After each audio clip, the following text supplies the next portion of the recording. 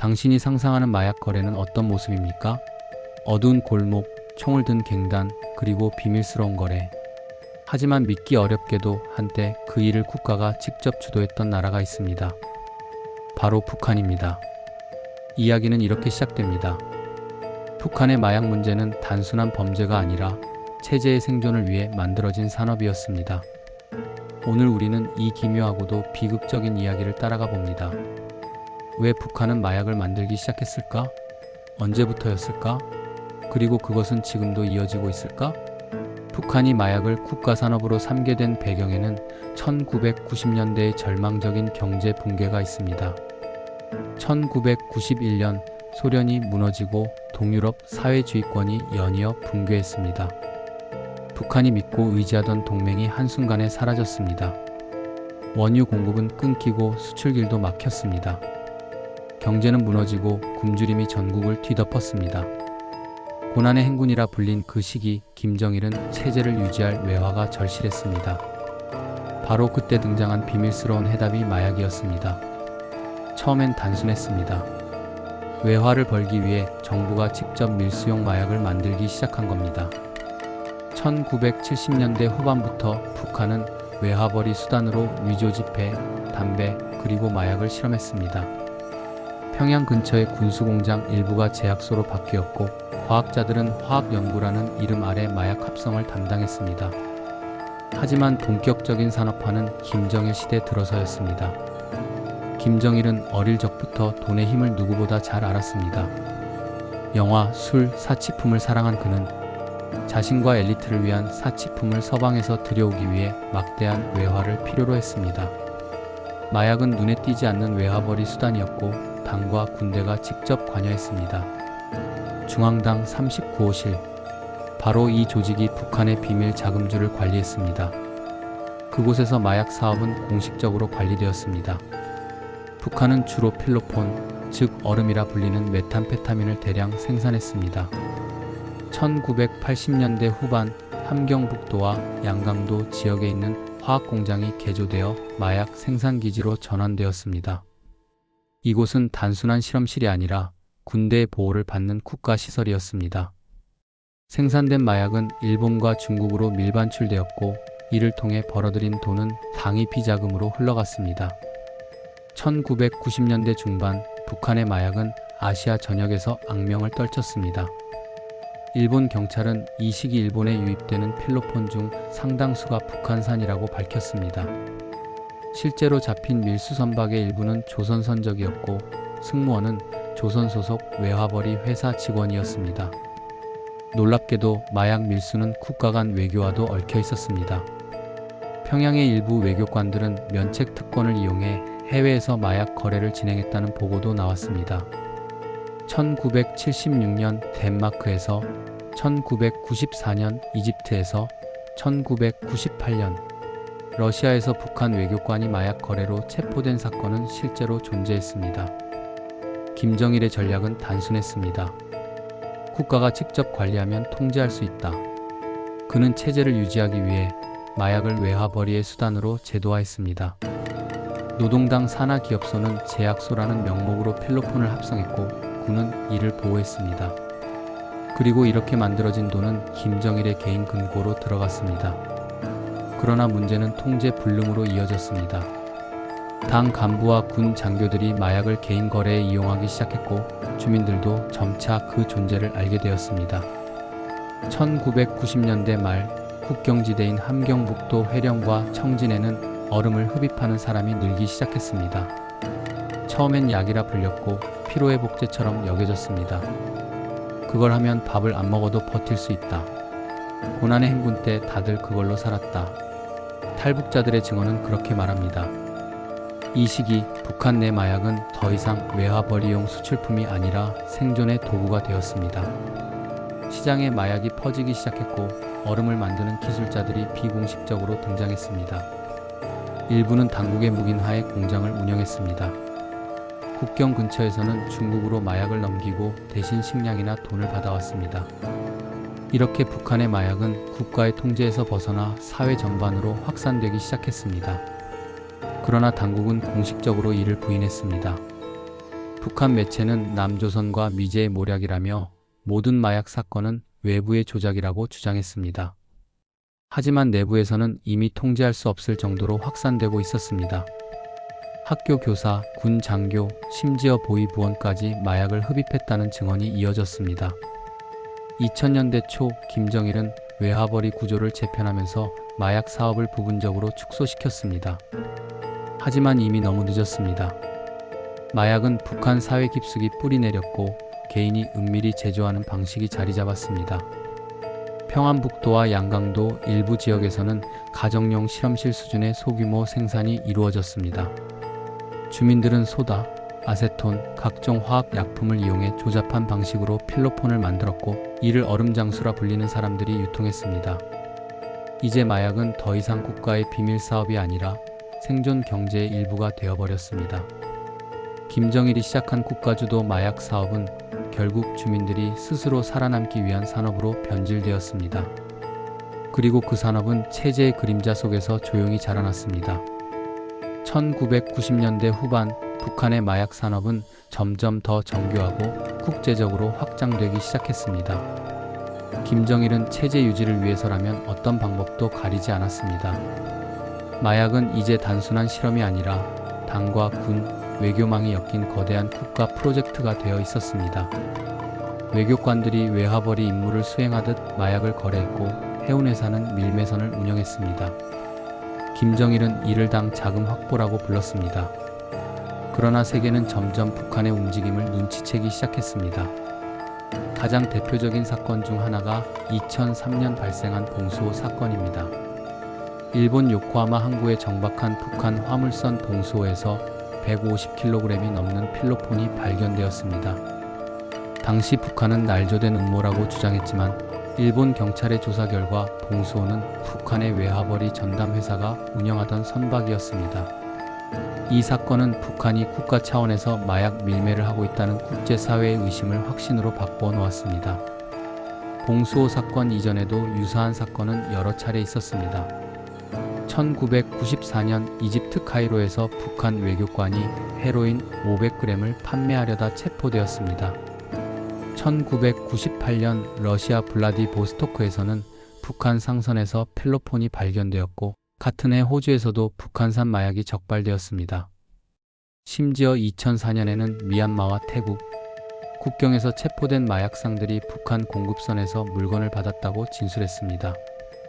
이 모든 사건은 하나의 조직으로 연결되어 있었습니다. 바로 노동당 39호실. 이 조직은 김정일의 비자금을 관리하는 비밀 조직으로 외화벌이 회사, 무역회사, 금융회사, 그리고 일부 외교 공간을 통제했습니다. 39호실은 마약, 위조 지폐, 금 거래, 무기 판매까지 관리하며 체제에 보이지 않는 혈관 역할을 했습니다. 김정일은 이 조직의 보고를 직접 받았고 필요하면 지시를 내렸습니다. 북한의 마약 밀매망은 주로 일본 야쿠자, 중국 조직범죄 그룹, 러시아 마피아와 연계되어 있었습니다. 일본에서는 1990년대 후반 북한산 얼음이 폭발적으로 퍼졌습니다. 북한에서 만들어진 필로폰은 해상 루트를 통해 중국 단둥이나 다롄으로 들어가 그곳에서 일본 브로커들에게 전달되었습니다.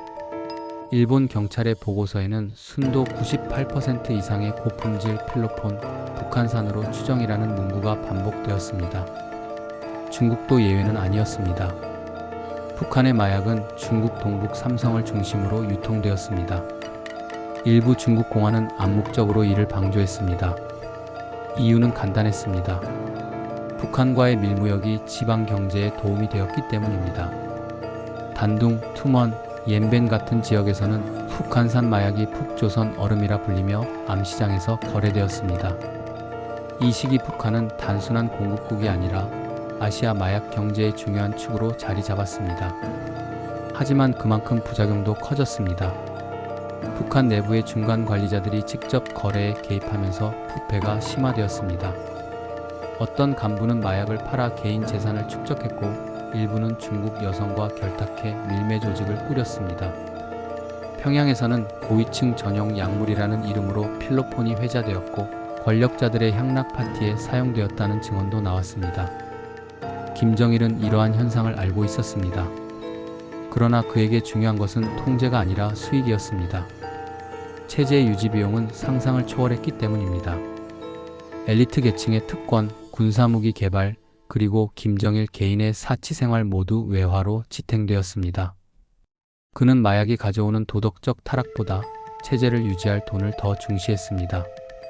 그럼에도 국제 압박은 점점 거세졌습니다. 2000년대 초 미국은 북한을 마약 국가로 공식 지목했습니다. 일본, 호주, 유럽 각국도 북한산 마약의 흔적을 포착하고 제재를 강화했습니다. 그러자 북한은 전략을 바꾸기 시작했습니다. 직접적인 해외 유통보다는 위탁형 방식, 즉 개인과 소규모 단체에게 위임하는 형태로 전환했습니다. 당국의 개입이 줄어든 대신 개인들이 스스로 생산하고 유통하는 비공식 경제가 성장했습니다. 이 시기 북한에서 탈북한 이들은 입을 모아 말했습니다. 마약은 그저 또 하나의 생계수단이었다. 쌀보다 마약이 더 비쌌지만 더 잘 팔렸다. 일부 지역에서는 마약 거래가 화폐 대신 거래수단이 되기도 했습니다. 국경 지역 주민들은 중국 상인에게 마약을 주고 식량이나 의류를 받았습니다. 당국이 단속하면 잠시 숨었고 공안이 지나가면 다시 거래를 재개했습니다. 북한의 마약이 이렇게 사회 전반으로 스며들자 부패는 더욱 심각해졌습니다. 보위부 요원은 단속을 빌미로 뇌물을 요구했고 그 뇌물 중 일부는 마약으로 받았습니다. 마약 제조 기술은 군수공장에서 흘러나왔고 일부 과학자들은 생활비를 벌기 위해 기술을 팔았습니다. 평양의 병원에서 근무하던 의사들조차 약품이라는 명목으로 마약 원료를 거래했습니다. 2006년 북한은 첫 핵실험을 단행했습니다. 국제 제재는 강화되었고 외화벌이 길은 더욱 막혔습니다. 하지만 마약은 여전히 체제의 숨은 구멍이었습니다. 제재로 인해 석탄, 무기 거래가 어려워질수록 마약은 더더욱 유혹적인 선택지가 되었습니다. 김정일은 공식적으로 마약 사업을 중단하라고 지시했지만 내부에서는 이미 그 말이 아무런 효력을 갖지 못했습니다.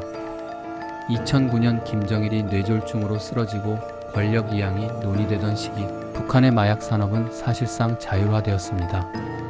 각 지방보위부, 무역회사, 군단위가 독자적으로 마약 거래를 관리했습니다. 김정일의 통제력이 약화되자 모든 시스템이 개인화되었고 돈을 버는 것이 곧 생존의 수단이 되었습니다.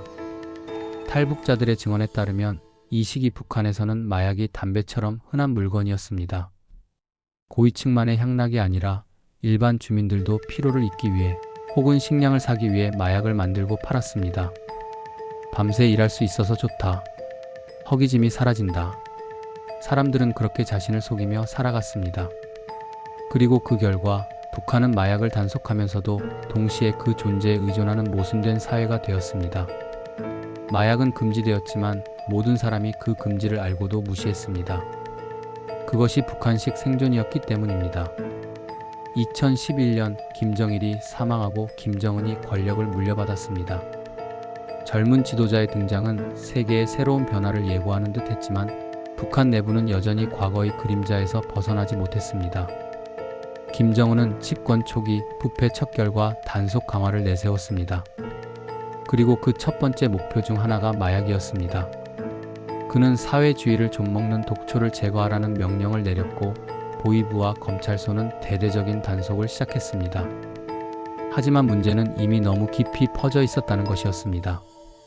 김정은은 표면적으로는 강력한 단속을 펼쳤습니다. 마약 제조자에게는 공개 총살, 유통자는 정치 범수 용소, 수감, 흡입자는 재교육소 강제노동이라는 극단적인 처벌이 내려졌습니다. 그러나 실제 현장은 다르게 움직였습니다. 보위부 간부들은 단속을 명목으로 뇌물을 챙겼고 일부는 몰수한 마약을 다시 시장에 되팔았습니다. 김정은의 명령은 서류 위에서만 존재했고 현실은 여전히 돈이 법이었습니다. 북한의 마약은 이 시기 새로운 변화를 맞이했습니다. 과거에는 국가 차원의 대규모 생산이 중심이었다면 이제는 개인 단위의 소규모 제조가 늘어났습니다. 함경북도, 양강도, 자강도 지역에서는 주민들이 스스로 원료를 구해 마약을 합성했습니다. 마약 제조 기술이 이미 사회에 널리 퍼져 있었기 때문입니다. 심지어 일부 지역에서는 가정용 마약 제조 세트가 밀거래로 판매되었습니다. 아세톤, 요오드, 각성제 성분이 포함된 약품이 세트로 구성되어 있었고 사람들은 비밀리에 이를 사용했습니다. 이런 환경 속에서 마약은 더 이상 비밀스러운 것이 아니었습니다. 장마당에서는 돈만 있으면 누구나 쉽게 구할 수 있었고 거래는 은밀하게 이루어지지 않았습니다. 한 탈북자의 증언에 따르면 시장에서 고춧가루를 사듯 얼음을 산다고 했습니다. 심지어 어떤 지역에서는 약 좀 줘라는 말이 일상적인 인사처럼 사용되었다고 합니다. 마약은 피로를 잊게 하고 배고픔을 잊게 하고 공포를 잠시 지워주는 도구였습니다. 북한 주민들에게 그것은 단순한 쾌락의 약이 아니라 생존의 약이었습니다. 김정은 체제의 또 다른 특징은 마약의 귀족화였습니다. 평양의 상류층, 당 간부 자녀들 사이에서는 고급 마약이 유행했습니다. 해외에서 밀반입된 코카인이나 MDMA가 비밀 파티에서 사용되었다는 증언도 있습니다. 권력층 자녀들은 이를 서양약이라고 불렀고 자신들의 지위를 과시하는 수단으로 이용했습니다. 반면 일반 주민들은 값싼 필로폰으로 피로를 달래며 하루를 버텼습니다. 이 극단적인 양극화는 북한 사회의 불평등을 더욱 선명하게 드러냈습니다. 북한 당국은 외부로부터의 비난을 피하기 위해 마약 사건을 철저히 은폐했습니다. 공식 매체에서는 단 한 번도 마약이라는 단어를 언급하지 않았습니다. 대신 반사회적 행위, 비사회주의적 현상이라는 완곡한 표현을 사용했습니다. 하지만 주민들은 모두 알고 있었습니다. 누가 마약을 만들고 누가 팔고 누가 단속을 피하는지 그것은 모두가 입을 다문 공공연한 비밀이었습니다. 중국과의 국경이 조금씩 개방되면서 새로운 흐름이 생겨났습니다. 북한산 마약은 여전히 중국, 러시아, 심지어 동남아시아까지 흘러들어갔습니다. 하지만 과거처럼 국가가 직접 수출하는 방식이 아니라 개인이 조직한 밀매 루트가 주를 이루었습니다. 탈북 브로커들 중 일부는 마약 거래를 겸했습니다. 인신매매, 달러 환전, 마약 밀매가 하나의 비공식 무역 시스템으로 얽혀 있었던 것입니다. 한편 북한 내부에서는 마약 중독이 사회 문제가 되었습니다. 평양의대 출신 탈북자 어씨는 시방 병원에는 중독자 치료 시설이 없고 의사조차 마약 환자를 어떻게 다뤄야 할지 모른다고 증언했습니다. 주민들은 마약을 단순히 약이라 생각하고 자녀에게까지 권했습니다. 어떤 마을에서는 시험을 앞둔 학생에게 피곤할 땐 조금만 하라는 말이 있을 정도였습니다. 마약이 도덕적 문제라기보다 생활의 일부로 인식된 것입니다. 이런 상황에서도 당국은 마약을 완전히 없앨 수 없었습니다. 오히려 필요할 때마다 경제적 안전판으로 이용했습니다. 2017년 대북 제재가 강화되고 무역이 줄어들자 일부 지방 기업소와 무역기관은 다시 비밀리에 마약 생산을 재개했습니다. 외화 확보가 급한 상황에서 불법이라도 돈이 되는 것은 무엇이든 허용되었습니다. 김정은은 표면적으로는 단속을 지시하면서도 실제로는 눈을 감았습니다. 체제를 유지하기 위한 이중적 생존 전략이었습니다. 2019년 이후 코로나19 팬데믹은 또 다른 국면을 만들었습니다. 국경이 봉쇄되자 마약 거래도 일시적으로 줄었지만 동시에 내부 소비가 폭증했습니다. 주민들은 식량난과 단절된 생활 속에서 마약에 의존했습니다. 중국에서 밀반입된 약품이 끊기자 북한 내부에서 자체적으로 원료를 구해 만드는 방식이 늘었습니다. 품질은 떨어졌지만 수요는 오히려 늘었습니다. 절망이 깊을수록 사람들은 현실을 잊게 해주는 것을 찾았습니다. 최근 탈북자들의 증언은 더욱 충격적입니다. 이제 북한에서 마약을 모르면 장사를 못한다. 단속하는 놈도 파는 놈도 사는 놈도 다 같은 인간들이다.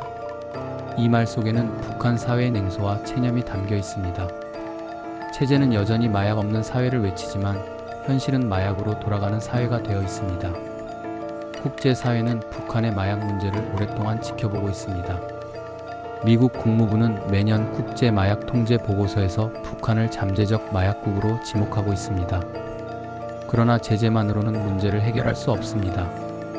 북한의 마약은 체제의 산물이기 때문입니다. 굶주림과 고립, 그리고 통제 속에서 마약은 하나의 생존 전략이 되었습니다. 그것은 범죄이자 동시에 비극이었습니다.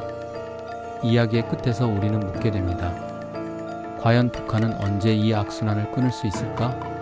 외화벌이를 위해 마약을 선택했던 지도자의 결정이 결국 국민을 중독시키고 사회를 병들게 만들었습니다. 마약은 단지 불법 약물이 아니라 체제가 만들어낸 또 하나의 정신적 감옥이었습니다. 북한의 마약 문제는 단순한 범죄가 아니라 국가가 국민의 생존을 담보로 체제를 유지한 결과입니다. 그리고 지금 이 순간에도 어딘가의 작은 공장에서는 누군가가 불빛을 가린 채 하얀 가루를 만들고 있을지도 모릅니다. 그것이 내일을 살아가기 위한 유일한 방법이기 때문입니다. 북한의 마약 산업은 그렇게 여전히 어둠 속에서 숨쉬고 있습니다. 그것은 단순한 약이 아니라 절망의 또 다른 이름입니다.